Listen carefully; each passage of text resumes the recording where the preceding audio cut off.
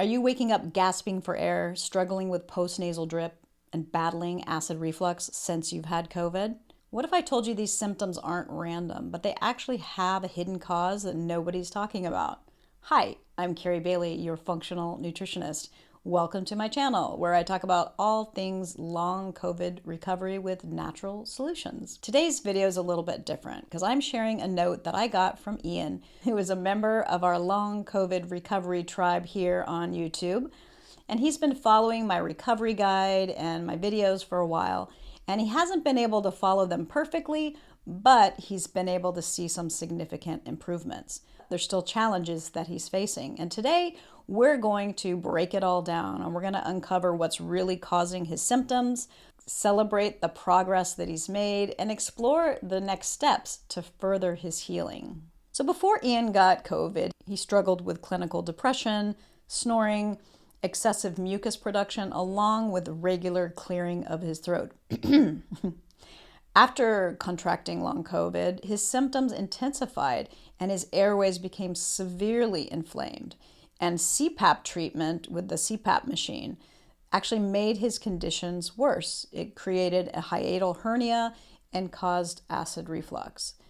Now, the reflux spread up into his sinuses and created a cycle of post-nasal drip and throat congestion, making the nighttime breathing a big challenge. Ian also struggled with fatigue, brain fog, dysregulated body temperature, and nightmares, which are also common long COVID symptoms.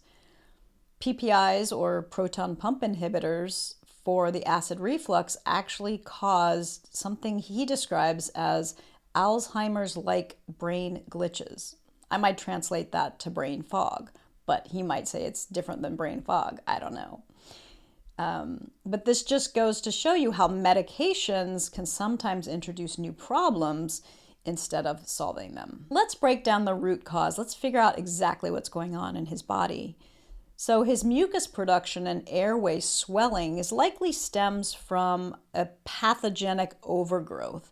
And I see multiple things happening here. I see it could very well be a streptococcus bacteria that's in his sinuses and digestive tract that's being aggravated by the Epstein-Barr virus, as well as toxic residue. The acid reflux and hiatal hernia indicates that there's weakness in the tissues of his digestive system as well, likely low stomach acid and even viral inflammation in his liver, preventing, again, his digestive system from working optimally. Now, he struggles with fatigue, brain fog, and body temperature swings suggest that there's a presence of toxic heavy metals, a sluggish liver, as well as adrenal burnout. His depression and motivation struggles may be worsened by neurotoxins from viral activity, especially since he's been on antidepressants for a number of years. Let's celebrate what Ian is doing really well. Ian has done an amazing job of listening to his body and making practical, effective adjustments, even on a tight budget. So some great choices include that he stopped all his medications except for antidepressants. This alone could make a huge improvement in his condition. He made some dietary adjustments. He started eating smaller portions and he stopped eating 2 or 3 hours before bed, which has significantly helped his digestion. He reduced his dairy and red meat, which can be contributing factors to creating mucus.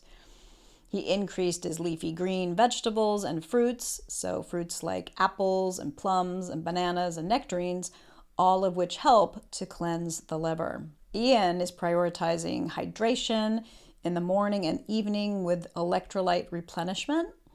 He's adding in root ginger cordial, as he describes it, for digestion and inflammation, which is great. He's brought in some factors, again, all these things he said have made a benefit to his healing.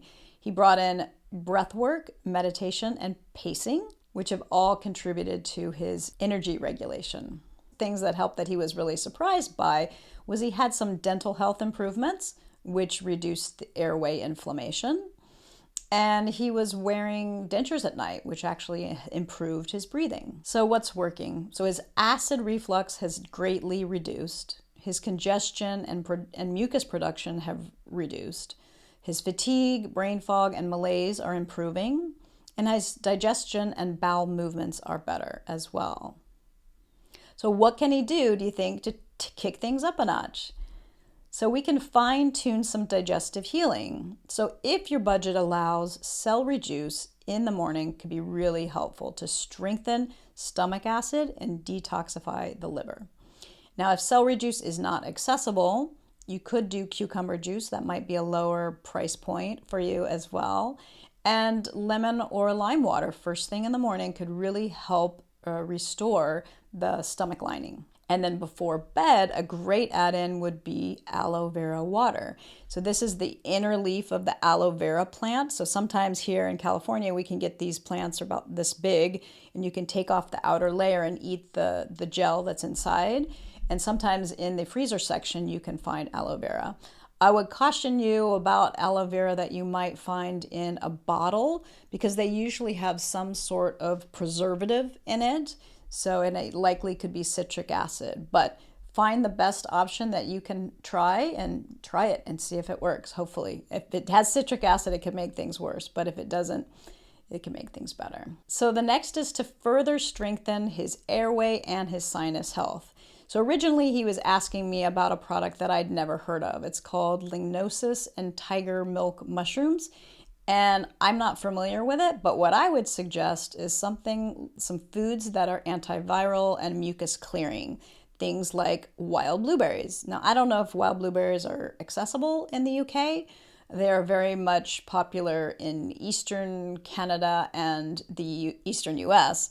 So almost anybody in Canada and US can get them quite easily. Now, if you couldn't, another alternative would be sometimes you can get a wild blueberry powder online. And what's great about this food is that it helps repair nerve damage and detoxes heavy metals. Now, Ian mentioned that he had a little bit of trouble finding cilantro, either because the person doing the shopping or the market didn't have it. So do your best to find organic cilantro. That would be first choice if you can. And if you can't find conventional, that's okay too. It's still going to be more healing than not having it.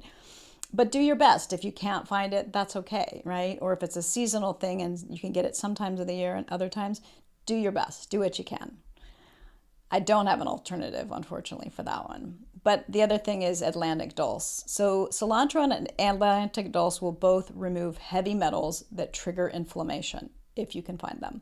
Atlantic dulse, hopefully, because it comes from the Atlantic Ocean, should be pretty easy to get access to.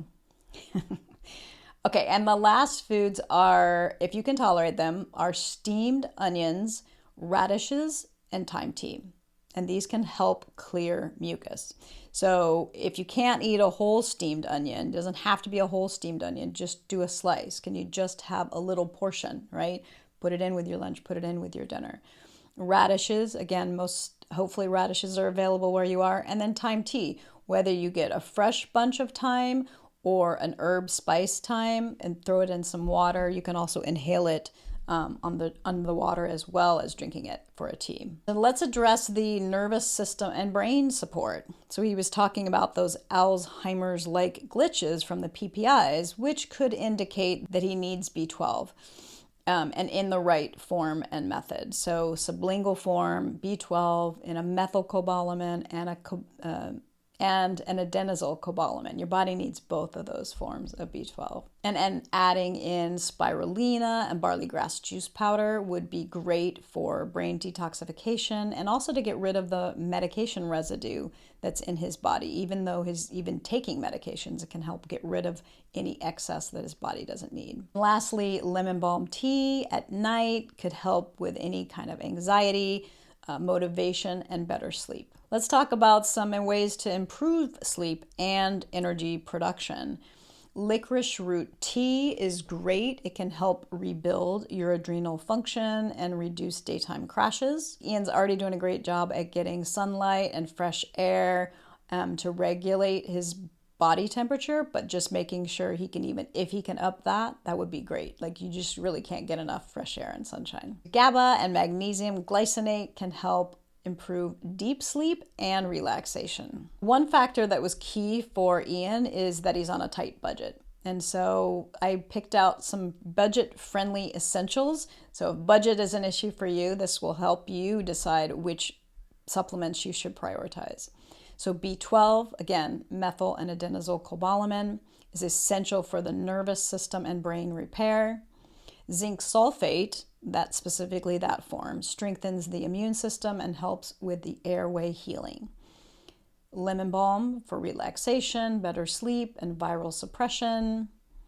Magnesium glycinate supports relaxation and reduces nerve irritation. And spirulina is pretty economical as well, and it supports detoxification, repairs the brain and the nervous system. And if there's a little extra room in the budget, you can add in celery juice or barley grass juice powder, both to support the liver. And then licorice root, again in the form of a tincture or a tea, will help your adrenals reduce fatigue. Let's jump into some lifestyle factors to support his healing. So he already talked about how tinkering around in his workbench was really helpful. And so, just even little amounts of movement. So any kind of movement-based interest, something, because you're combining two things. You're moving and you're doing something that you love doing. So just tinkering around for him was spot on. So he felt that to be moving. So I think that's good for your mindset, for your mood, as well as moving your body, because you're reducing stagnation and you're improving circulation, which is going to help detoxification. And a couple possibilities for improvement in a better sleep routine. One is he mentioned that he's sleeping at a slant. His head is a bit higher than his body.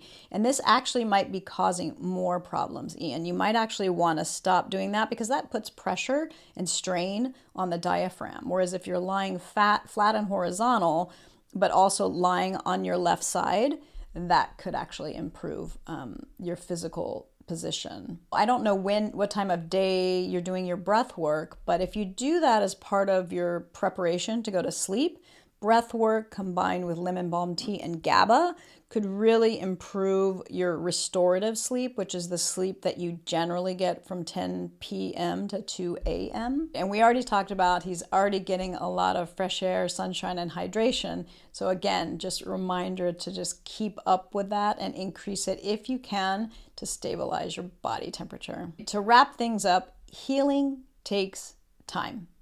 Progress is not linear. I wish it was. I wish it was a straight line up.